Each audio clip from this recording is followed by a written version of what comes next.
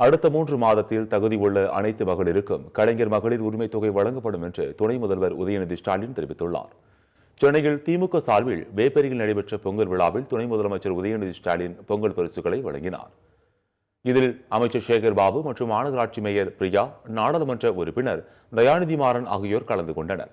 விழாவில் பேசிய உதயநிதி ஸ்டாலின், ஆளுநர் சட்டமன்றத்திற்கு வருவதும் தெரியவில்லை, போவதும் தெரியவில்லை என்று கூறினார். ஆளுநர் சட்டமன்றத்தில் வாக்கிங் செல்வதாக கூறிய உதயநிதி, ஆளுநர் அரசியல் செய்வதாக குற்றம் சாட்டினார். கலைஞர் மகளிர் உரிமை தொகையில நம்முடைய தலைவர் கொடுத்திருக்கிறார். பொதுவாக 15ஆம் தேதிக்கு மேலதான் வரும், அது அந்த அமௌண்ட் வரும்.